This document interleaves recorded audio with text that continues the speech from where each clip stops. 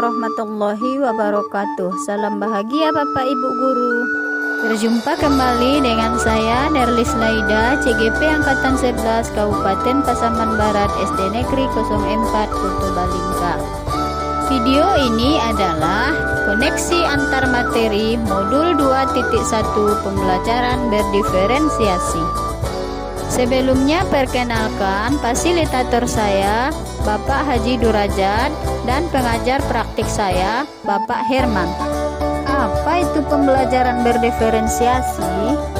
Pembelajaran berdiferensiasi adalah usaha guru dalam menyesuaikan proses pembelajaran di kelas untuk memenuhi kebutuhan belajar individu murid. Artinya, pembelajaran berdiferensiasi adalah pembelajaran untuk mendukung semua murid di kelas kita. Maksudnya apa ya? Ingat, setiap anak adalah unik. Mereka punya kelebihan dan kekurangannya masing-masing.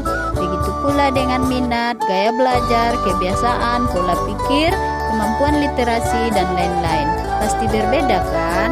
Nah, disinilah diperlukan usaha guru untuk dapat memenuhi kebutuhan belajar murid yang berbeda-beda agar mereka merasa nyaman saat berada di kelas dan tentunya tujuan pembelajaran dapat tercapai.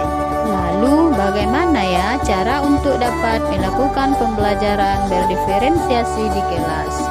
Agar dapat melakukan pembelajaran berdiferensiasi, guru harus memahami tujuan pembelajaran, mengetahui dan merespon kebutuhan belajar murid, menciptakan lingkungan belajar yang mengundang murid untuk belajar, melakukan manajemen kelas yang efektif, serta melakukan penilaian berkelanjutan.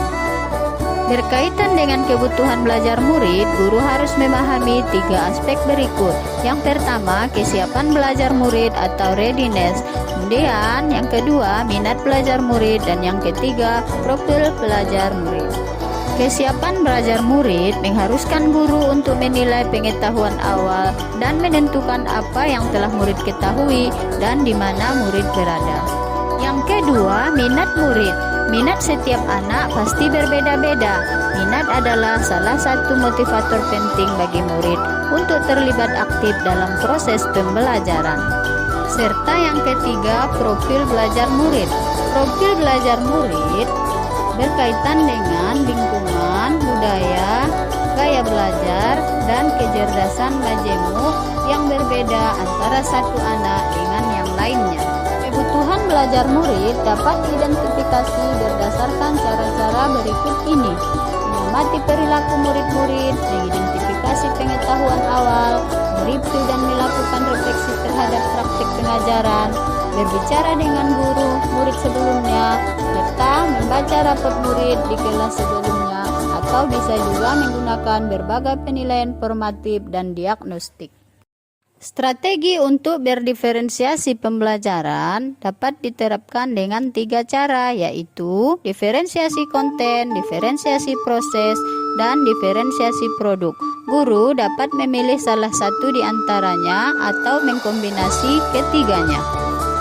Diferensiasi konten berkaitan dengan apa yang kita ajarkan, seperti materi, konsep, atau keterampilan yang perlu dipelajari berdasarkan kurikulum. Mendiferensiasi konten bisa dilakukan dengan membedakan pengorganisasian atau format penyampaiannya, bukan mengubah atau menurunkan standar kurikulum. Diferensiasi proses berupa kegiatan yang memungkinkan murid berlatih dan memahami atau memaknai konten dengan cara membedakan proses yang harus dijalani oleh murid. Dan diferensiasi produk berupa bukti yang menunjukkan apa yang murid telah pahami dengan cara membedakan atau memodifikasi produk sebagai hasil belajar murid, hasil latihan, penerapan, dan pengembangan apa yang telah dipelajari. Lalu, adakah keterkaitan antara modul pembelajaran berdiferensiasi dengan modul-modul yang lain? Tentu saja ada. Untuk dapat melakukan pembelajaran berdiferensiasi, maka guru harus berusaha memenuhi kebutuhan belajar anak sesuai dengan kodrat alam dan kodrat zaman berdasarkan filosofi Ki Hajar Dewantara. Dalam melakukan pembelajaran berdiferensiasi, seorang guru penggerak harus berpihak pada murid, reflektif, mandiri, kolaboratif, dan inovatif. untuk menciptakan pembelajaran-pembelajaran berdiferensiasi agar dapat memenuhi kebutuhan murid. Dengan demikian seorang guru penggerak dapat mewujudkan kepemimpinan murid dengan menuntun murid merdeka belajar. Hal ini sesuai dengan nilai dan peran guru penggerak.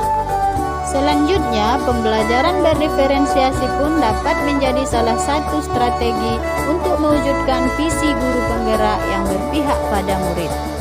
Dan dalam pelaksanaan pembelajaran berdiferensiasi antara guru dan murid harus ada kesepakatan kelas terlebih dahulu agar proses pembelajaran dapat berjalan dengan baik sesuai dengan nilai-nilai budaya positif. Demikian pemaparan koneksi antar materi modul 2.1.